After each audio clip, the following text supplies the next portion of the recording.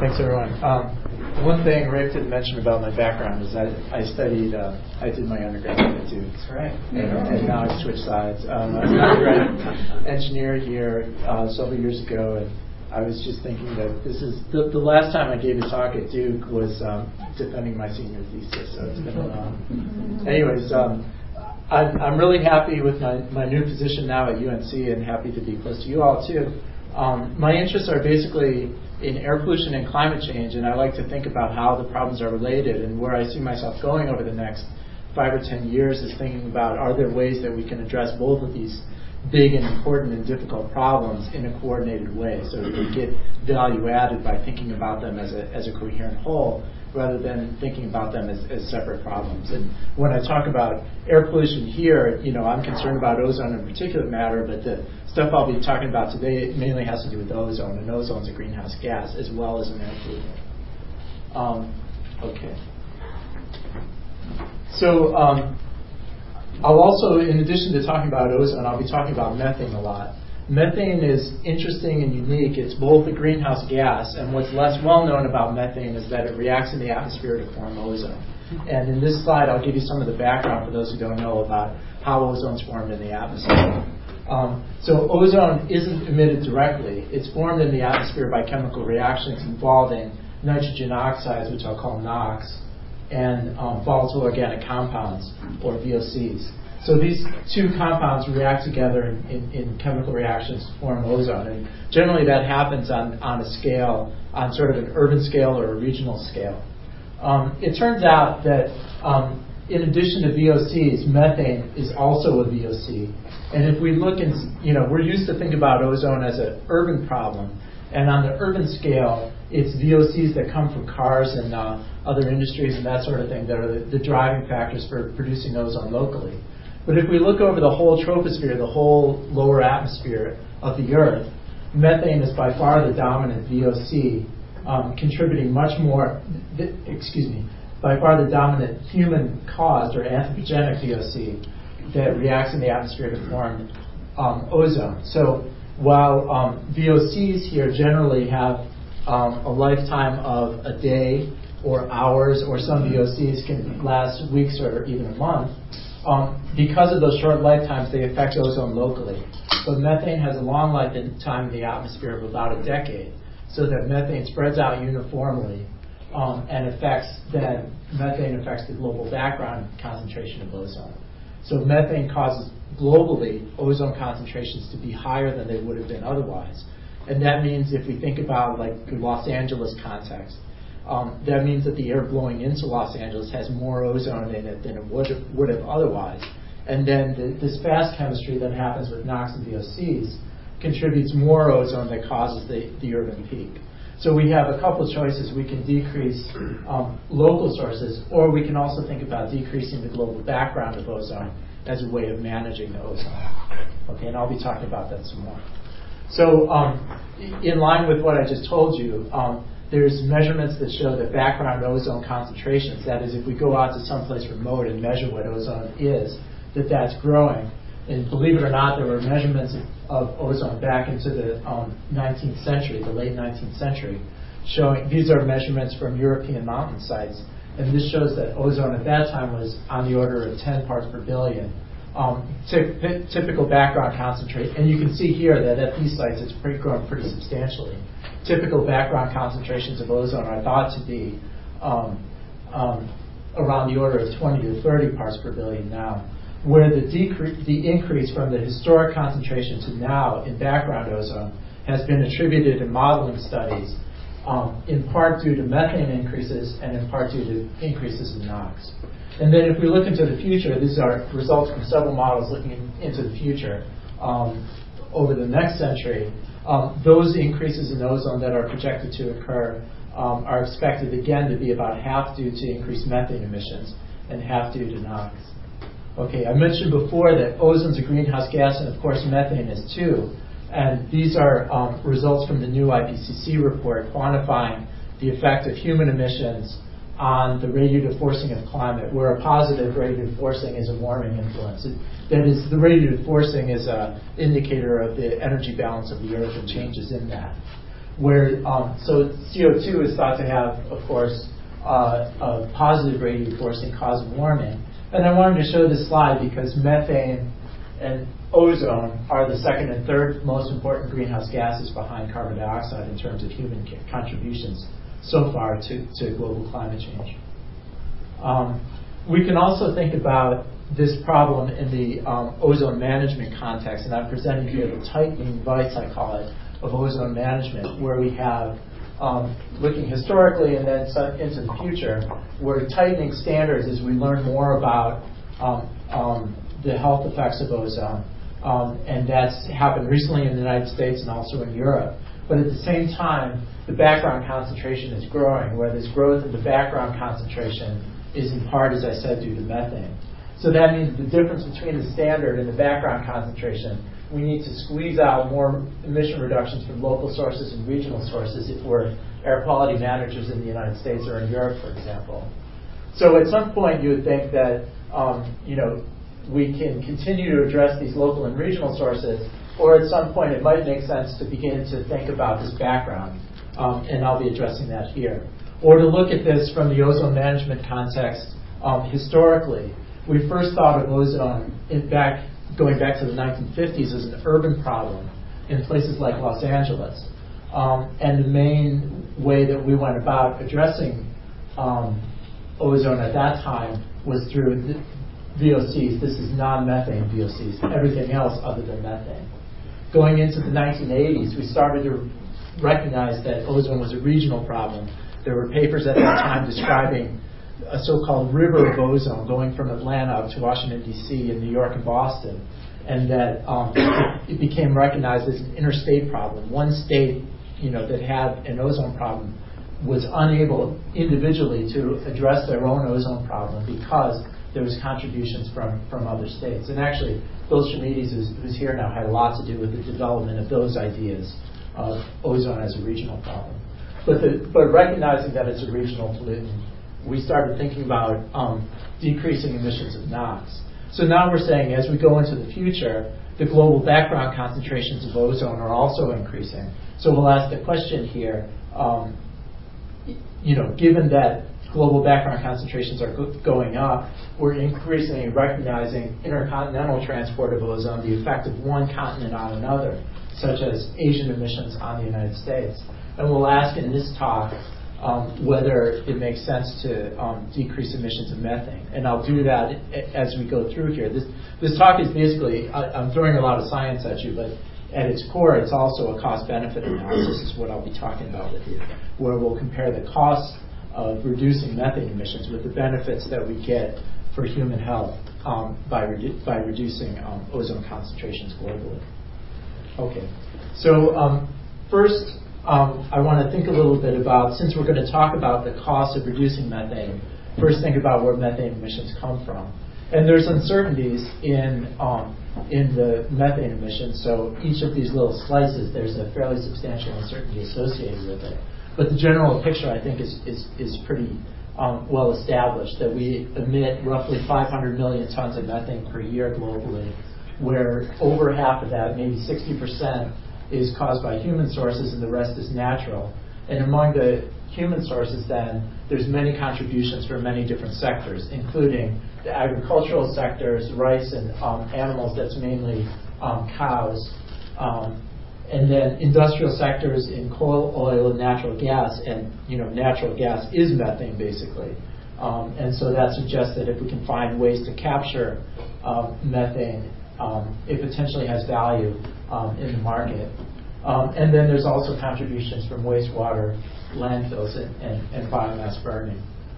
If we look, for example, we can compare this anthropogenic emissions of methane of 300 million tons per year to the total amount of methane we pull out of the ground and burn each year globally as natural gas. That's about 1,800 million tons of methane per year. So actually, this is a fairly, if it were made available as an energy source, would be fairly substantial on a global level in terms of an energy resource. And if we can capture it, there's a lot of value associated with that. And in fact, we know of some ways that we can capture methane at a net cost savings, where the best opportunities would be here in the industrial sectors, For example, if we can plug up leaks into natural gas pipeline and keep it from going into the atmosphere, then that just keeps it available and makes it useful as an energy resource. Likewise, we know that we can cap landfills, and the value of the methane recovered is often exceeds the cost of capturing that methane in the first place. So what I've shown here then, I've looked at a couple compilations. I'm asking the question here, how much methane can be reduced using known technologies? So these are compilations from the International Energy Agency and one from the Environmental Protection Agency of the global availability of methane reductions as a function of price, where the top bar of each pair is International Energy, the IEA estimates, and the bottom bar of each pair is the EPA estimates. And so I've summarized those here as the cost-saving reductions, the amount that you could get at less than $10 per ton CO2 equivalent, which would be the cost of a pretty modest greenhouse gas strategy, and then using all the technologies that were identified in these two studies. And this suggests that with cost-saving reductions, so technologies that we already know about that are cost savings, we can get roughly 10% of current global anthropogenic emissions, and for less than $10 a ton, roughly, in very rough terms, 20% of current global anthropogenic emissions. And then at the top here, I've translated that in very loose terms using the results of a global model, and I'll actually run a global model later in the talk to show you the results of that. But translate that into an ozone reduction, and we would get for this 10% of current anthropogenic emissions, if we reduce that, global ozone concentrations would go down by about a half part per billion. So from a policy point of view, how big is a half part per billion? It sounds pretty small, and it's pretty small compared to, for example, our National Ambient Air Quality Standard on ozone is 80 parts per billion. But if you think about it from the policy context, we spend a lot of money controlling precursors of ozone to get 1 part per billion reduction or a half a part per billion reduction. And as a comparison here, I've shown we've recently adopted, the EPA has the Clean Air Interstate rule, which is emissions controls emissions of NOx from power plants, in part for ozone, in part for particulate matter. And this Clean Air Interstate rule, it was estimated, would reduce ozone by roughly a part per billion over just the eastern U.S. at a cost of $1 billion per year through NOx control. So the amount of money that we're spending to reduce 1 part per billion of ozone is pretty substantial. And if we can get, a half part per billion at a cost savings, there's perhaps a good argument for going after that. Okay. That's about all I'll say about costs of reducing methane now. And what I'll talk about in the next part of the talk is our estimates of the global health benefits of reducing methane to control ozone. So we know that methane is a greenhouse gas, so reducing methane has benefits for climate. But we're just going to put those benefits aside and say, from a strictly air quality point of view, can we justify going after methane emission reductions for ozone air quality purposes and for the benefits that we get for human health? So what I'll do here is combine, I'll consider a 20% decrease in current global anthropogenic methane emissions, which I showed you before. The costs of doing that are modest, and in fact, the cost of the total program that would reduce 20% of anthropogenic emissions would be at a net cost savings. I'm going to do then some atmospheric modeling using the Mozart 2 model of global atmospheric chemistry. We're going to project population over the period 2000 to 2030, and then we need a relationship between ozone and premature human mortality. And we get that. There's actually, in the epidemiological literature, there's quite a lot known about the relationship between ozone and mortalities. And at least, in the United States and Europe, where a lot of studies have been done, those studies tend to come up with similar relationships between ozone and mortality. Okay. This shows then some of the results of the atmospheric modeling part of this work, where we ran Mozart, and I've shown here the change in the surface concentrations of ozone annually averaged, and I've chosen 8-hour daily maximum, which is a unit that the EPA uses for regulatory purposes, and also it makes sense to think about 8-hour daily maximum for health purposes too.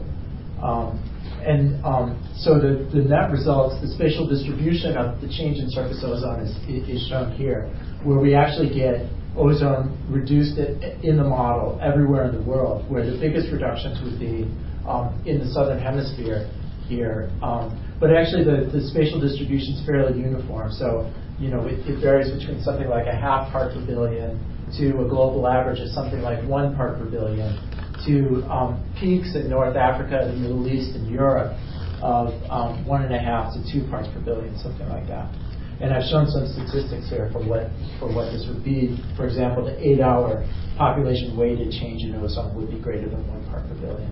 I've also shown the results in summer, which shows a pretty substantial benefit for Europe, which, from a policy point of view, is kind of interesting. Now, one thing I didn't mention about methane is it's got, I said before, it has a long lifetime in the atmosphere, and that means that it spreads out globally and it affects ozone globally.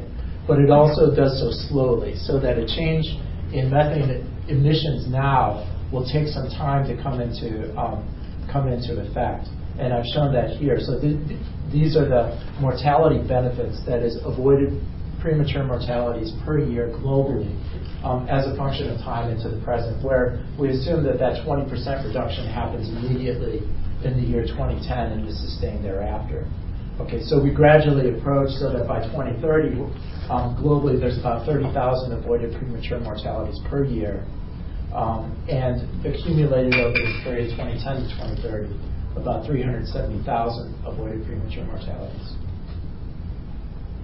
Okay, here I show where those avoided premature mortalities are, and not surprisingly, they're concentrated in places where population is projected to be most dense, and actually is most dense now, but even more so in the future, particularly India, China, and parts of Africa.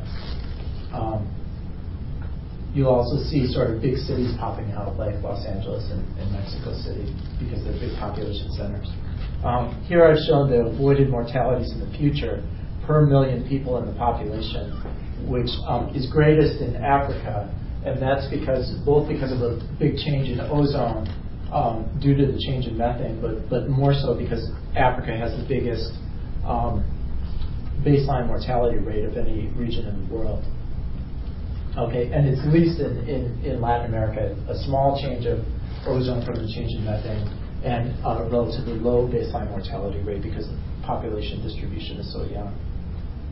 Okay, and I've shown that here tabularly, where we can look at total mortalities adding up to 30,000 avoided premature mortalities. This would be in the year 2030, where the most occurs in South and East Asia, as I called it here, which includes India, and then also in Africa. Okay. I'll just go through this quickly. The next few slides we'll be considering the uncertainty of our results as we vary different parameters. So this is the result that I showed you before. And then if we consider uncertainty around this ozone response to methane, I've considered that as a plus or minus 35%. And then if we change a low concentration threshold, I'll use the threshold of 25 parts per billion. I can talk about that more in questions if you'd like. And then the biggest uncertainty really is the uncertainty that comes out of the epidemiological studies relating ozone with premature mortality, where this is the range from the study that we use, their 95% confidence interval from the study by Michelle Bell. But then we can look elsewhere in the literature, and there was a bunch of studies that came out in 2005 that suggest that that there's a stronger relationship between ozone and mortality. And if we use those studies, we would tend to get a higher, greater results.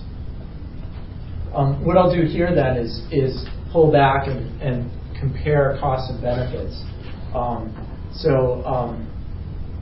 We saw before that roughly 10% of anthropogenic or human-caused methane emissions can be reduced at a cost savings, regardless of the benefits that we would get for health. You would think from a cost-benefit point of view that would be justified just because you're saving money by doing it. That is, the value of the methane captured exceeds the cost of capturing it. If we go out to 20% of anthropogenic emission reductions, using the data from the International Energy Agency, the marginal cost of doing that is about $100 per ton of methane.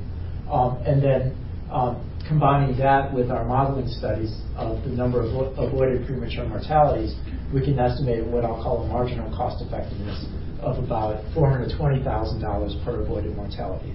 That is, if we use a value of a life greater than 420,000, we would be justified in reducing this 20% of anthropogenic methane emissions. If the value of the life that we want to use is less than 420,000, we wouldn't be justified in reducing the whole 20%, but a fraction of it.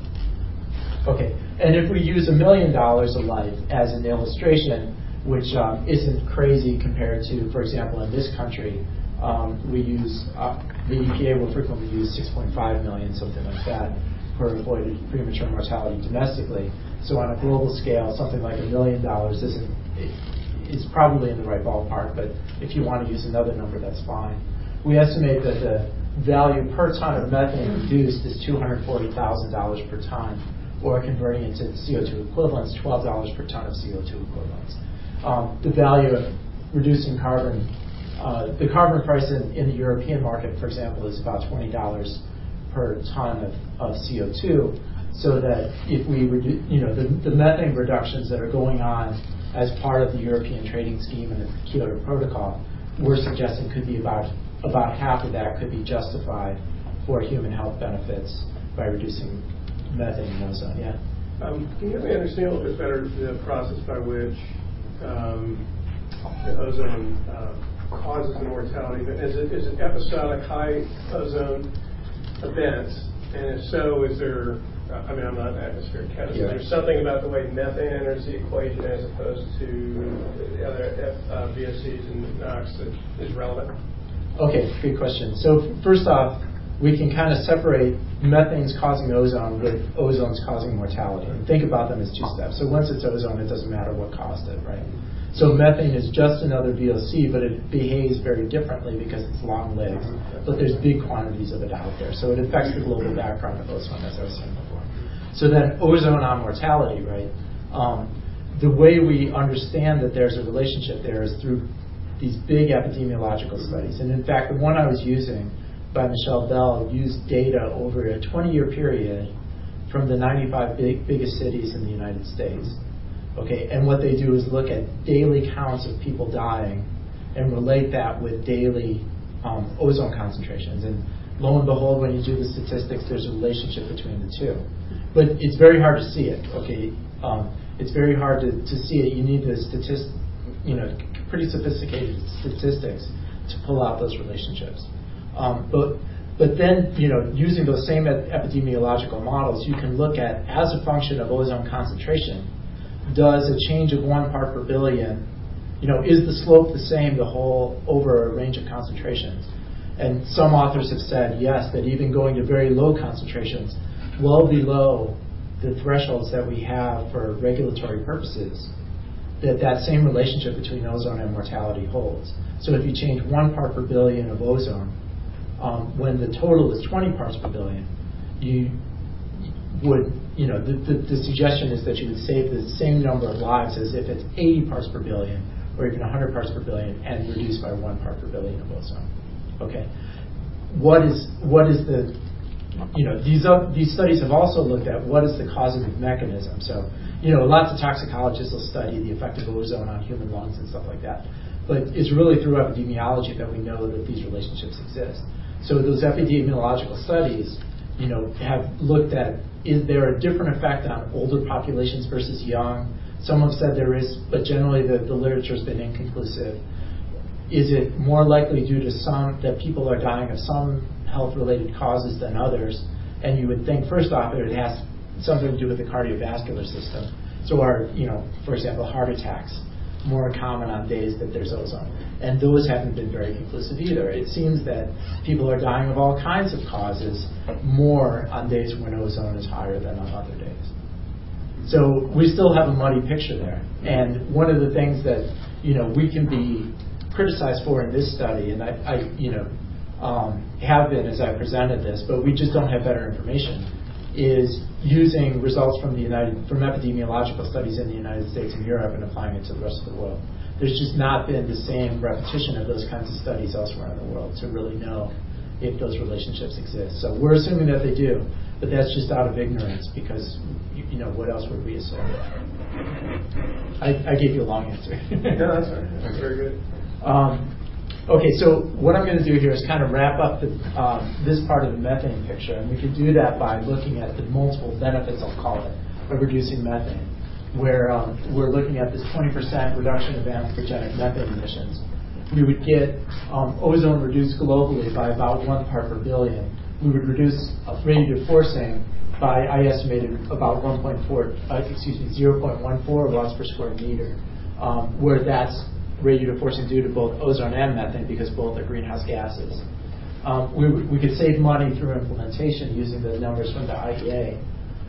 If we assume that half of that methane capture were made available as natural gas, that's about 2% of global natural gas production. So as an energy source, it's not negligible. And I showed you then these health results, 30,000 roughly premature mortalities avoided in 2030. And then there's other damages. So it turns out ozone's the air pollutant that's most important for crop productivity. So actually, in places where ozone's high, it's thought to reduce agricultural productivity. Also, other health endpoints and also forestry. And just scaling relative to some numbers that the EPA came up with, I estimated that those would be valued at about $5 billion a year globally. Okay, so we can think about here then, this is looking at, so far I've just been talking about methane, but we need to come back and compare managing ozone by reducing methane emissions versus managing ozone by reducing, by the more conventional means of reducing emissions of NOx, non-methane VOCs, and carbon monoxide. Where what I've shown here are the advantages, at least qualitatively, of both. Where for methane, the real advantage is that we know how to reduce it from a cost-benefit, we can reduce methane in a cost-effective way, and we know also that reducing methane is beneficial for the climate purposes. Whereas, some of these traditional ways of managing ozone also have some advantages. That there's large potential for ozone reductions. The time scale involved, you get the ozone benefit basically immediately, whereas with methane that's delayed by a decade or so. So it's best to then think about methane because, so for these also, we also get local benefits so that you can focus on areas that are extremely polluted, whereas methane benefits ozone globally. So methane can play a role in ozone management, but its role would be a unique one in that we need to think methane is best thought of as a way, we showed that it's cost effective, but it's best thought of as a way to address ozone concentrations globally and over a long time period. So it's kind of planning for the future, helping everyone out, reducing ozone concentrations. Okay. Here what I'll do then is think about methane versus the other precursors for both their effects on ozone air quality and their effects on radiative forcing and climate. And to do that, I'm going to sort of take a step back and think more about the chemistry that's involved here. So if we were to reduce ozone by reducing NOx emissions, so I've shown here a reduction in NOx, we would get immediately from that a reduction in ozone. But NOx also would decrease the hydroxyl radical, which is kind of shown in this cycle here, globally speaking. So that this reduction in the hydroxyl radical plays an important role in the atmosphere because it's the main chemical mechanism by which the atmosphere cleans itself. And in fact, it's the main sink for methane. In fact, something like 90% of methane is eventually destroyed by reaction of methane with the hydroxyl radical. So if we reduce this hydroxyl radical, that would eventually cause methane to increase, and that methane increase could in the long term then, or would be expected in the long term, to also cause an ozone increase that would partially, if we look at it on a global scale, this ozone increase would partially counteract the short-term decrease of ozone that we get there. Okay, and sort of the opposite is true then for VOCs and carbon monoxide. If we reduce those, we get a short-term decrease of ozone, but a long-term increase of OH, which would then decrease methane and decrease ozone. So from a climate point of view, we're decreasing ozone, we're decreasing methane here. and we're decreasing more ozone because we decrease this methane in the long term. So I'll just separate these out, that these processes here take place on the order of hours to days to weeks, whereas this, because it involves methane, and methane's got a long lifetime in the atmosphere, takes place on a decadal time scale. And methane itself also has this short-term and long-term effect, where we were capturing this, in our modeling before, but I just didn't tell you about it, that we capture this cycling through the effect on OH. Okay. So the next part of what I'll talk about, one of the points that I think is important to take away here is that we have sort of four choices in how we reduce or manage ozone. And those are NOx, VOCs, carbon monoxide, and methane. Where these have been thought of historically, methane has not been thought of historically as a way to reduce ozone concentrations for air pollution purposes. So we have these four choices. All of these four choices have an effect on ozone air quality, and all of the four of them have an effect because they affect both ozone, which is a greenhouse gas, and methane, which is a greenhouse gas. All of them will have some effect on the global climate. And so in the next part of the talk, I'm going to quantify, globally speaking, if we reduce emissions of these four different things, what's the effect on ozone air quality, and what's the effect on climate change. Okay, so what we'll do here then is kind of like before, I did a 20% reduction of methane emissions. We'll just consider the present day for now, for simplicity, and reduce emissions relative to present day levels. And we'll do that individually for these four different precursors. And we'll consider the effects on climate and effects on ozone air quality. Again, I'm using the Mozart-2 model. So these are the results that we get then, where this is due to the 20% reduction. This is the change in surface ozone, concentration due to the 20% reduction in anthropogenic emissions of non-methane VOCs, methane, carbon monoxide, and NOx. Where we can see methane has a pretty substantial effect, as I showed you before, and this spatial distribution is in line with the map that I showed you before. So a different simulation, but generally the same result. Where we're getting from this 20% reduction something like a half to 1 to 1.5 parts per billion, depending on where you are. And it's fairly uniform spatially.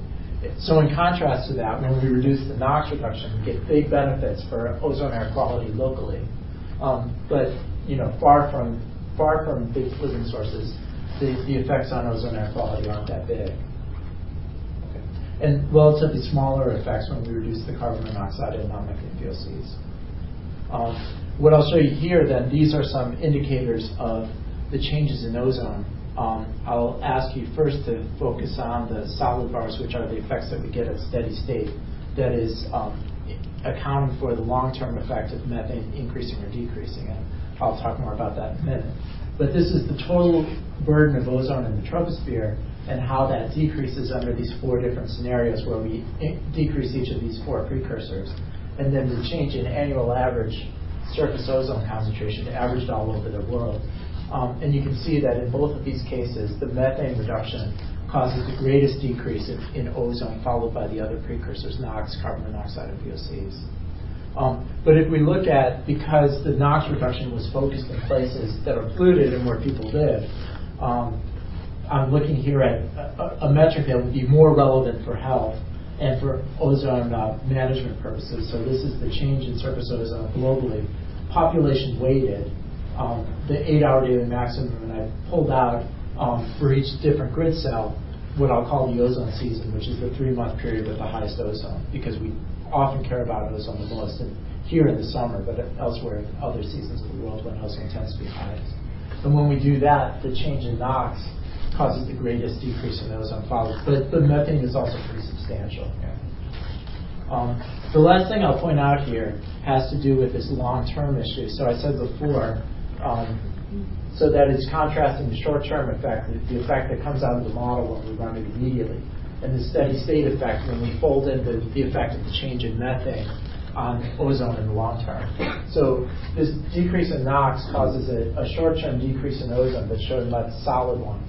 And then because of the change through the hydroxyl radical, we're increasing methane and increasing ozone in the long term. And that's seen here. So there's this is roughly a 20, here it's a 10% decrease if we look at this. So that in the long term, because methane's changing, we do worse for ozone air quality, and that's about a 10% decrease. For carbon monoxide, the sign is opposite, that we get an extra benefit from reducing methane in the long term. So ozone goes down more, and that's about a 20% effect. So this hasn't actually been quantified before, what the effect of this long-term effect would be on ozone air quality globally. Okay, and then if we look at it from the climate point of view, this would be the radiative forcing of the change in methane and of the change in ozone, where from the methane reduction, we get a big benefit from the reduction in methane itself, but also from the reduction in ozone. And from the NOx point of view, if we reduce NOx, we would increase methane, and that increase in methane is estimated to be greater than the decrease in radiative forcing due to the decrease in ozone. So from a climate point of view, decreasing NOx emissions is counterproductive, actually, because of this increase in methane. That's been shown before, and we get the same result. From carbon monoxide, reducing carbon monoxide, you get a benefit both for ozone and for methane. But from the take-home messages here is that from a climate point of view, the methane reduction is by far the best. Okay, and then here I'm going to combine these together and calculate the change in net radiative forcing per unit change in surface ozone concentration, which I showed to be by far the best for methane, and NOx has the opposite sign here when we look at the net radiative forcing. So we can interpret this as saying that reducing methane emissions causes the greatest reduction in radiative forcing, that is the greatest benefit for climate of avoided global warming, per unit improvement in surface ozone air quality. So that if we're going to go, as I said before, we've got choices in how we manage ozone, 4 different ways we can do that. And I've shown here that, per unit change in surface ozone air quality improvement, we do the best in terms of climate for methane.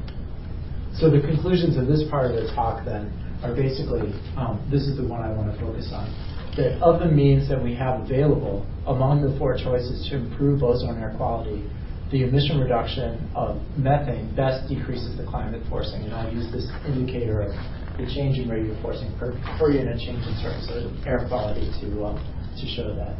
And using this indicator then, methane would be followed by carbon monoxide, VOCs, and NOx, unfortunately, though it's an important way that we think about managing ozone from an air quality point of view, it's not beneficial from a climate point of view. Okay, and I showed that these long-term changes due to changes in methane are important for radiative forcing, which was known before, but they're also important for ozone air quality. And because of these long-term changes in climate forcing and air quality effects, it may be desirable then for us to emphasize methane abatement and to increase our emphasis on carbon monoxide and non-methane VOCs abatement as we manage the ozone air quality problem. So I actually had another 10 minutes of stuff to talk about, but I think I'm going to stop here and get your questions. But I was prepared to talk some more about some modeling results that I had done looking at the question of intercontinental or long-range transport of air pollution and the effect of one continent on another. But I think I'm going to stop with this and just give you kind of the bottom line messages for thinking about methane. So we know that methane reductions are important, are beneficial in that they lead to decreases in greenhouse warming. We've shown here that we also get improved air quality everywhere. And in this everywhere, I think that's sort of an important word here, in that we've always thought of the ozone air pollution problem as being a local problem or a regional problem, but in fact, ozone is growing globally. And we can think about decreasing that by reducing methane with benefits everywhere around the world.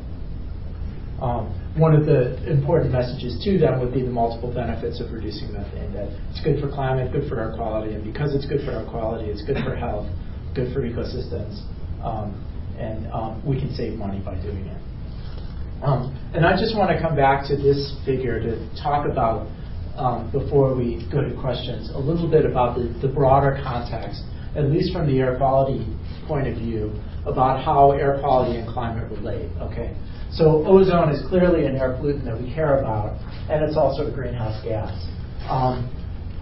There's also these aerosols here. So aerosols are particles that are in the atmosphere, and the aerosols are estimated to have a negative radiative forcing. That can be interpreted as aerosols in the atmosphere reflect sunlight back to space and therefore have a cooling influence on the surface of the Earth. So that if we think about this from the air quality point of view, if we'd like to do something about air quality due to particulate matter, and in fact we're doing a lot to, in this country and in Europe and elsewhere, to reduce emissions that lead to particles in the atmosphere. But in doing so, we're decreasing this cooling and potentially making global warming worse. Okay, and then if we think about this ozone problem, ozone is a positive radiative forcing, it's a greenhouse gas, but the way that we most generally think about from a policy context reducing ozone is by reducing NOx, and I showed you before that reducing NOx is not beneficial from the climate point of view. So, atmospheric scientists, and I've been at meetings where, we've kind of been talking about this, and people kind of say, gee, there's no way forward. There's no way that we can improve air quality and be good for, do something that's good for climate at the same time. But out of that whole mess of things, sort of methane comes through as sort of a shining star of things that are clearly beneficial for air quality. Reducing methane is clearly beneficial for air quality and clearly beneficial for reducing global warming too. Also carbon monoxide and to a lesser extent volatile organic compounds where NOx isn't.